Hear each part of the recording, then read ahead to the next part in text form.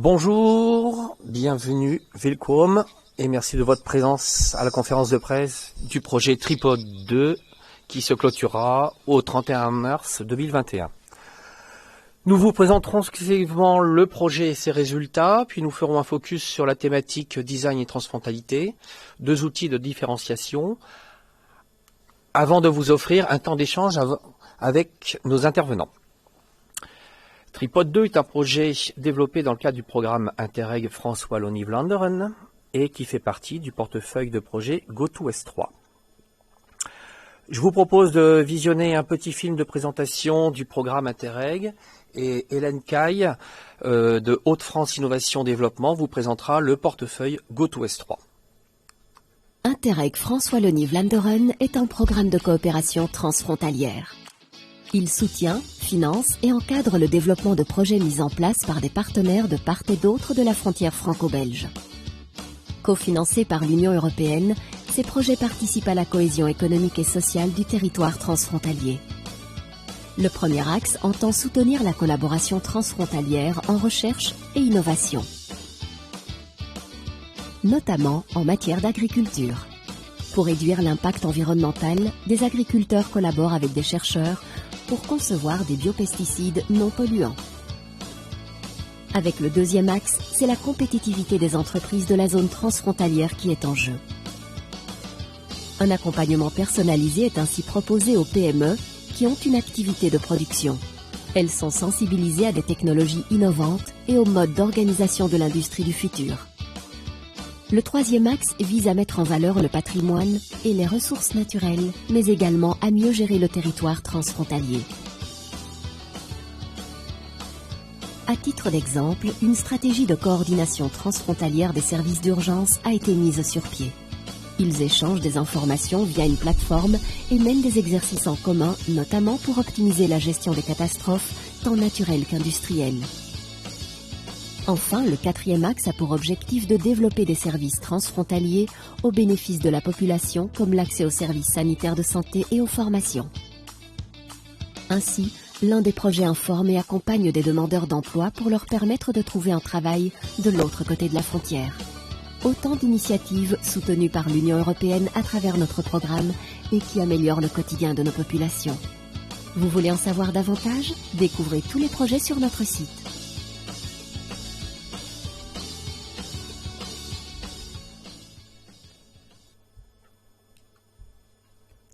Alors, comme Olivier l'a dit, je m'appelle Hélène Caille et je suis la coordinatrice du projet GoToS3. Avant de vous parler précisément de ce projet, je vais vous expliquer rapidement ce que signifie S3. Il y a une dizaine d'années, les chefs d'État et de gouvernement des pays de l'Union européenne ont lancé la stratégie Europe 2020 afin de relancer l'économie européenne. Et dans ce cadre, chaque région a été appelée à identifier quelques domaines stratégiques dans lesquels elle réussissait particulièrement, et à partir de ces domaines-là, elle a établi sa propre stratégie de spécialisation intelligente, en anglais Smart Specialization Strategy, d'où l'acronyme S3. Alors pour le projet GoToS3, nous avons identifié 6 domaines communs à la Wallonie, à la Flandre et aux Hauts-de-France. Il s'agit de la chimie et des nouveaux matériaux, de l'agriculture et de l'alimentation, du textile, de la santé et du soin, de l'industrie 4.0 et des industries culturelles et créatives. GoToS3 est un portefeuille de 17 projets du programme Interreg France-Wallonie-Vlaanderen. 17 projets de recherche, de transfert de technologie et d'accompagnement des entreprises. Ces 17 projets œuvrent au service du développement de l'innovation et de la compétitivité des entreprises du territoire transfrontalier. Comme vous pouvez le voir, une petite centaine d'acteurs flamands, français et wallons unissent leur complémentarité au sein d'un réseau très riche. Il y a les acteurs de la recherche, des acteurs économiques, mais également des acteurs culturels et des centres hospitaliers, par exemple. L'objectif de GoToS3 est de renforcer l'écosystème de la recherche et de l'innovation du territoire transfrontalier en favorisant les synergies entre les projets, par exemple, et aussi de développer l'innovation et la compétitivité des PME. Comment ? Eh bien, grâce à l'offre de services très riche proposée par les 17 projets constitutifs du portefeuille. Il s'agit d'accompagnement individuel, de formation collective, d'accès à de nouvelles technologies, mais également d'occasions de networking. En effet, tous les projets sont orientés vers les entreprises. Les partenaires de GoToS3 organisent aussi régulièrement des activités autour de l'innovation transsectorielle, autrement appelée Cross Innovation. Et d'ici la fin mars, nous vous inviterons à participer à de nouveaux ateliers d'innovation transsectorielle autour du CO2, de l'alimentation et de la digitalisation dans la culture. Le projet est coordonné par 3 partenaires qui sont Hauts-de-France Innovation Développement, Pomme West-Vlaanderen et l'Asso Alfine. Vous pouvez suivre les actualités du portefeuille et de ces 17 projets sur les réseaux sociaux et notre site internet. Merci.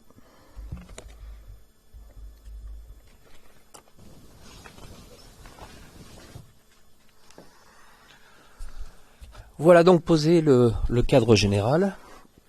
Tripod 2 est un projet qui a commencé en octobre 2016 et qui rassemble 12 partenaires français, wallons, flamands, tous spécialistes soit de design, soit de développement économique ou d'accompagnement des entreprises. Voilà. Donc côté français, 4 opérateurs, Lille Design qui pilote le projet, la CCI Grand Lille, Aditech et la métropole européenne de Lille. Côté flamand, 3 opérateurs, Design Rio Kortrijk, Lyodal et Antwerp Management School. Et côté wallon, 5 opérateurs, IDETA, Maison du Design, Design Innovation, Charleroi Entreprendre et Wallonie Design. Le fait de mixer ces compétences nous a permis d'articuler nos actions autour de 3 grands piliers, l'accompagnement, la formation et la mise en réseau. En effet, notre ambition à l'origine était d'accentuer l'intégration du design en entreprise, de faire comprendre que cela pouvait être un levier de création de valeur, de diversification et d'innovation, et tout en favorisant les collaborations transfrontalières et permettre ainsi des regards nouveaux, croisés, et des échanges de bonnes pratiques. Nous allons passer au premier pilier, l'accompagnement. Le but était de mettre à disposition des entreprises les compétences des conseillers des différents partenaires de Tripod 2. Première étape, un diagnostic avec le chef d'entreprise sur son projet, ses ambitions, ses attentes. Puis une restitution écrite avec des préconisations discutées en comité de projet par l'ensemble des partenaires. Dans un deuxième temps, sont proposées une séance de créativité pour affiner le projet et ou l'intervention d'un designer choisi par le chef d'entreprise sur proposition des partenaires issus d'un panel transfrontalier. Donc nous retrouverons des designers français, wallons, flamands qui seront proposés pour intervenir chez le chef d'entreprise. Maintenant je passe la parole à Nejma pour illustrer ce premier pilier. Oui, alors l'accompagnement Tripod en termes de chiffres depuis 2016, ça représente plus de 80 entreprises qui ont été accompagnées par les partenaires sur ce territoire transfrontalier qui est celui de Tripod.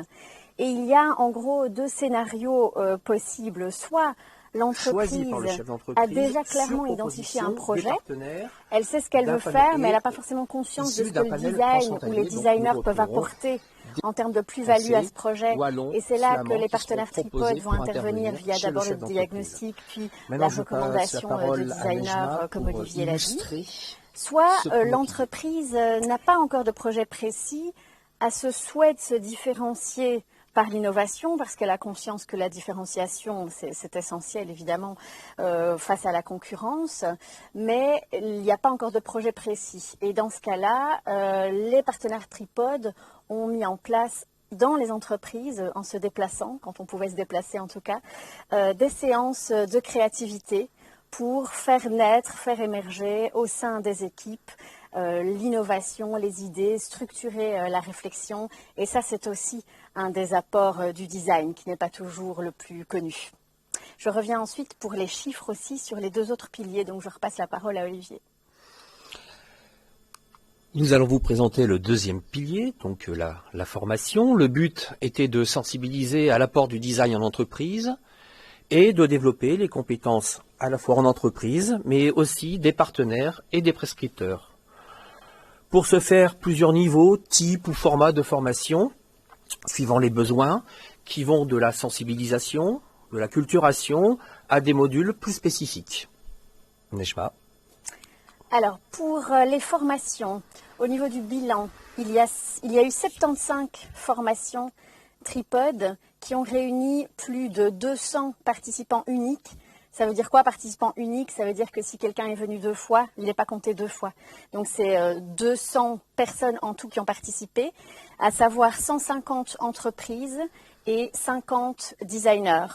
Les formations ont souvent pris la forme de masterclass, parfois assez pointues, destinées plutôt aux designers. Il y a eu notamment ici sur l'année 2020 un cycle consacré aux thématiques de la durabilité, notamment dans l'architecture. Il y a aussi eu parfois des formations à beaucoup plus large spectre destinées aux entreprises, dont le but était de sensibiliser aux possibles plus-values du design, puisque souvent les entreprises en manquent encore de conscience par rapport à ça. Et passons maintenant au troisième pilier de Tripod, la mise en réseau. Pour cette mise en réseau, on a vraiment voulu effacer les frontières et créer des rendez-vous réguliers entre des designers français, flamands, wallons pour se rencontrer, échanger, mais aussi travailler sur des thématiques spécifiques. Nejma. Alors au niveau du networking, il y a eu 313 participants uniques en tout sur les différentes actions de Tripod. Une des actions qui a été pérenne, qui a été récurrente en tout cas, c'est ce qu'on a appelé le Designer Club. Donc là, des designers des 3 régions de Tripod ont pris l'habitude de se réunir pour venir échanger entre eux autour de leurs bonnes pratiques ou pour venir écouter un ou plusieurs intervenants et puis échanger ensuite sur des thématiques qui leur sont propres. Il y a eu aussi, donc ça c'était pour le volet designer, il y a eu aussi beaucoup de visites d'entreprise, puisque la mise en réseau, c'est les designers entre eux, mais c'est aussi les entreprises et les designers, puisque souvent sur un même territoire, on ne se connaît pas suffisamment.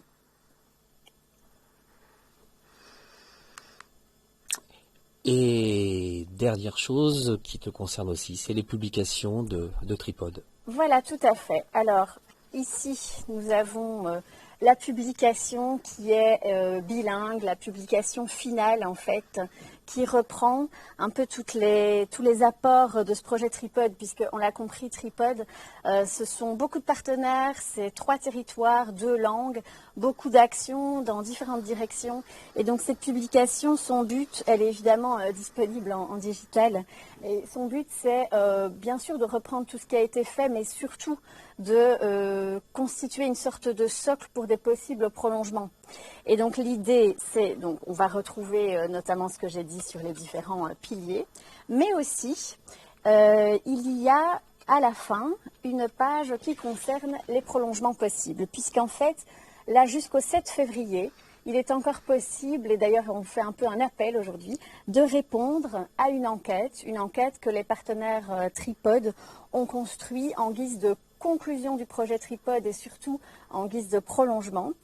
Une enquête qui s'interroge sur l'avenir du métier de designer, comment va évoluer de façon la plus probable le métier de designer, les actions du design et la mission du designer lorsqu'il collabore avec une entreprise. Alors pour répondre à cette enquête qui est disponible sur le site de Tripod, que vous soyez designer, que vous soyez une entreprise, que vous soyez enseignant dans une école de design, quels que soient vos rapports avec le design, vos réponses nous intéressent, puisque cette réflexion, elle va pouvoir nous permettre d'identifier les évolutions probables du design, ce qui va évidemment être à la fois intéressant pour les acteurs du métier, mais aussi pour les écoles, puisque si on se dit que le métier va évoluer d'une manière ou d'une autre, probablement que les enseignants qui formeront les designers du futur pourront également orienter les formations dans un sens ou dans un autre en fonction des évolutions qu'on peut imaginer de façon la plus probable possible.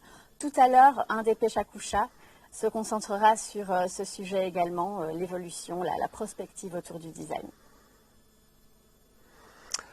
Voilà, comme vous pouvez le constater, Tripod, ce sont des actions concrètes, accompagnement, formation, networking, mais aussi c'est de la prospective. Et je vous propose maintenant de passer à notre focus sur la thématique design et transfrontalité, 2 outils de différenciation.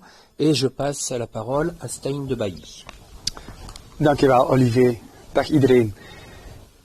Inderdaad, de kern van ons project was design en grensoverschrijdende samenwerking. En eigenlijk is er een heel groot belang in goed ontwerp. Ik wil eigenlijk starten met de quote dat je nu ziet op het scherm van James Irvine. Everything that is manufactured has been designed by somebody. Alles wat daar rond ons bestaat, van producten, diensten, is door iemand ooit bedacht geweest. Van het kleinste knopje aan mijn horloge, deze tafel hier voor mij, maar ook de vorm van uw computer of de knoppen van uw muis. Het is door iemand bedacht geweest. Dus die persoon heeft een hele grote verantwoordelijkheid in of iets goed of slecht werkt. En eigenlijk hebben we geprobeerd in het project mensen samen te brengen, verschillende expertise samen te brengen, om betekenisvolle producten te kunnen creëren.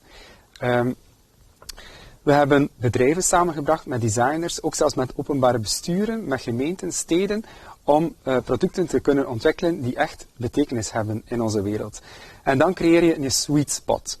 De sweet spot, wij definiëren dat eigenlijk als het product die zowel beantwoordt het technisch haalbaar is, maar ook business haalbaar is, die winst maakt, maar vooral ook, en dat is het allerbelangrijkste, en het wordt vaak vergeten, die ook emotioneel gewild is. Heel vaak komen er producten op de markt die technisch haalbaar zijn, maar die misschien eigenlijk niet zo hard gewild zijn. Dus door die verschillende expertises van over de grenzen heen samen te brengen tussen verschillende partijen, konden we eigenlijk heel veel mooie resultaten neerzetten in het project. En die worden ook later nog vandaag getoond in dit event. En eigenlijk is dat heel logisch. Want als je kijkt naar onze regio, dan is die super compact. Vlaanderen, Wallonië, Noord-Frankrijk, ja, dat ligt allemaal zo dicht bij elkaar.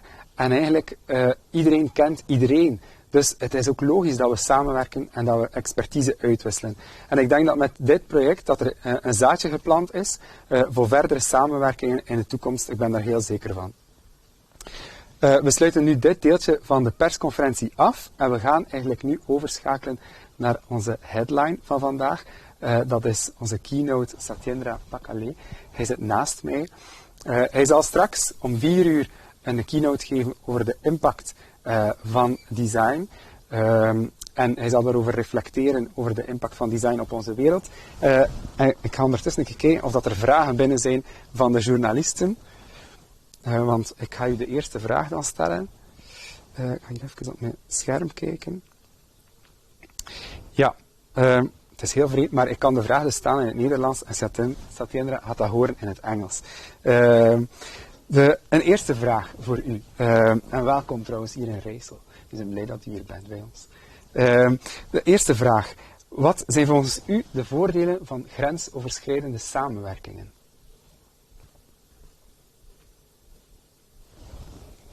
Thank you, Sam, for the question. I think cross-border communication, cooperation of any kind, I think in any context is very, very crucial in today's context. I think it's history tells us that, in a good situation, the cross-border collaboration is not just the sum of the parts, much bigger than what the parties bring it to, actually.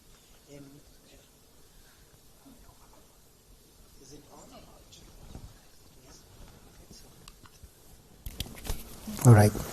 All right, I can start one more time, sorry about that. So talking about the cross-border, I think cross-border cooperation is I think critical and important, that it brings a lot more than the sum of its parts, and this kind of possibility that you collaborate with somebody whose language is different and partly maybe the culture is different, and I think the expertise are different. That brings, I think, the kind of possibilities to the table that a given one entity or one individual organization cannot do that. And I think that has a huge advantage, and that's advantage for everybody in that sense. And that's my experience, is actually in the best possible way, cooperations like that are extremely fruitful. Yeah. Good, thank you. Je vais vous poser une seconde question. qui serait de savoir ce qui vous a motivé à accepter aujourd'hui notre invitation et à nous proposer une keynote sur cette thématique de l'impact du design. Thank you.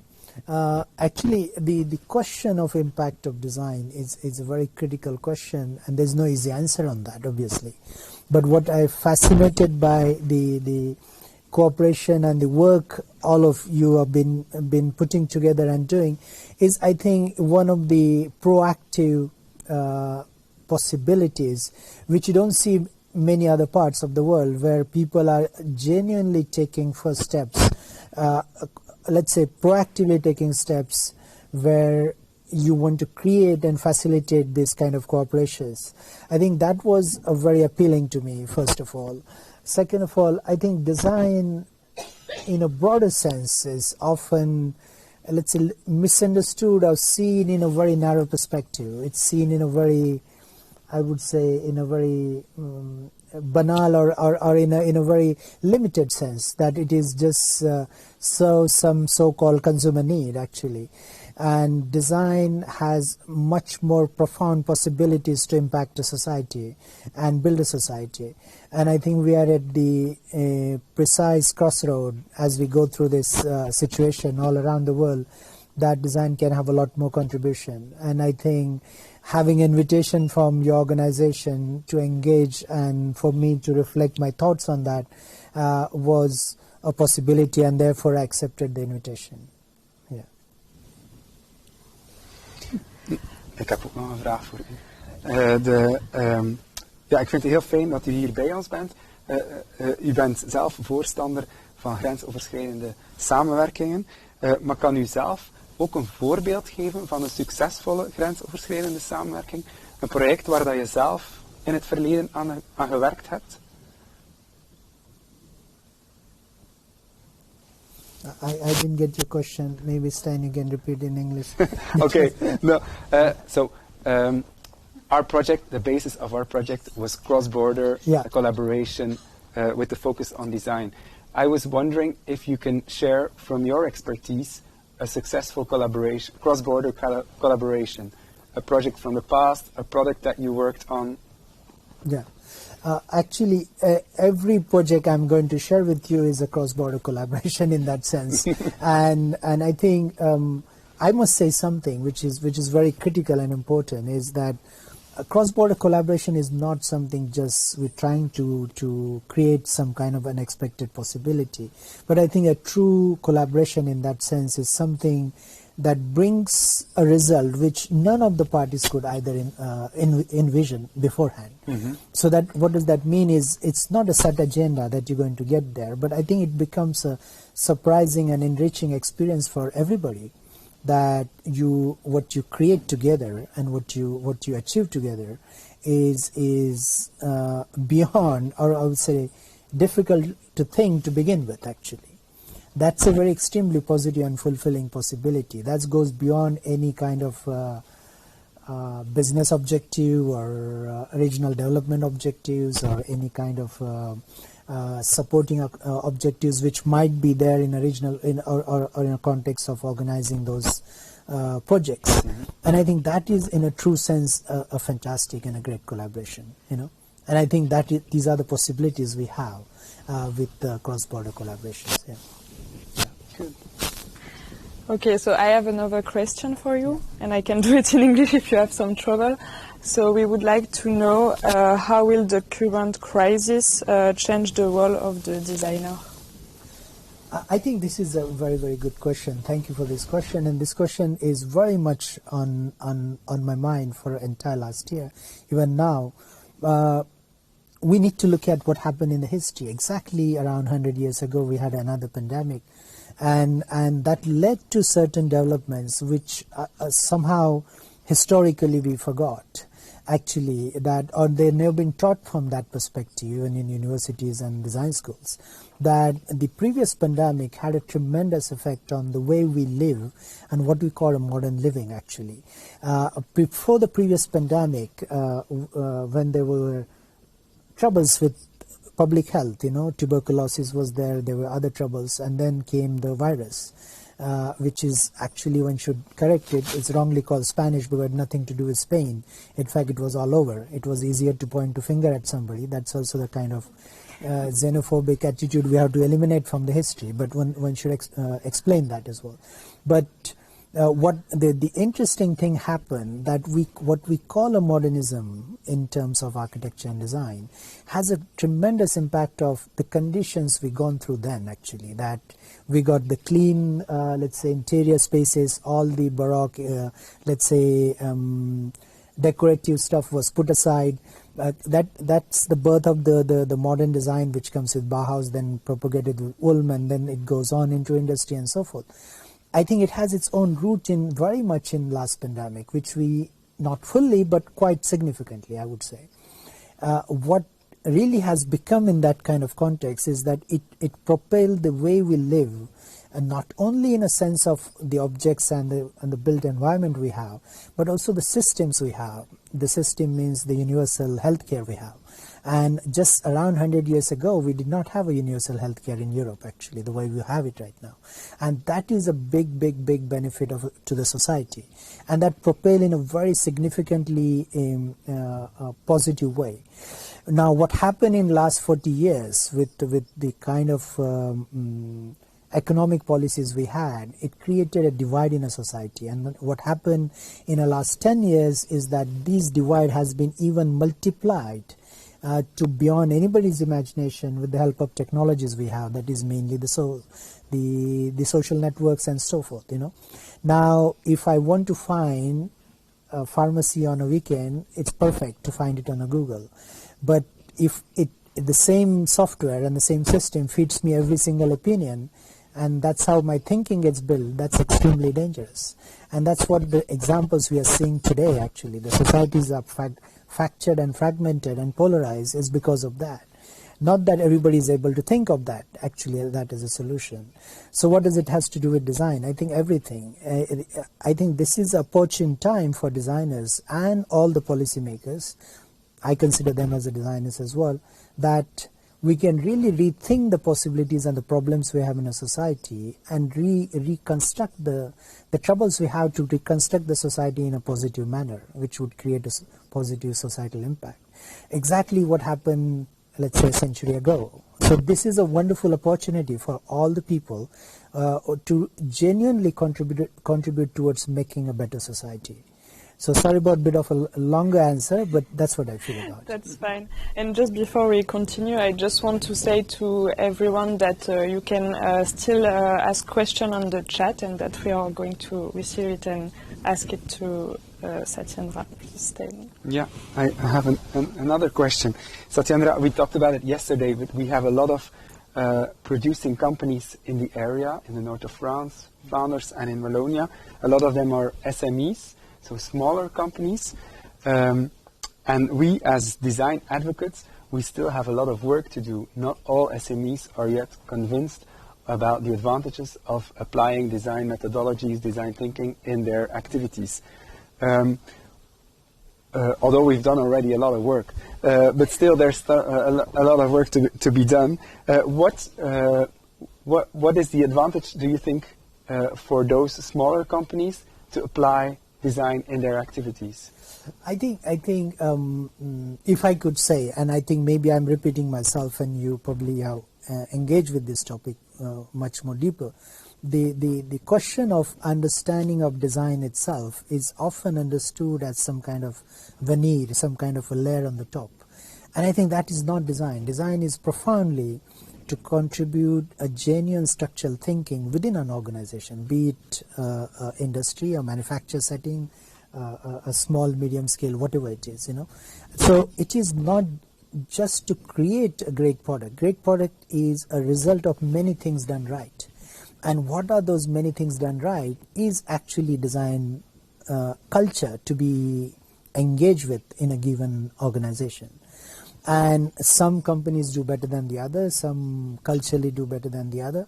But I think what we need to engage is that design is not just the end result, what people see and they call that as a design. But there are many, many things to be done before.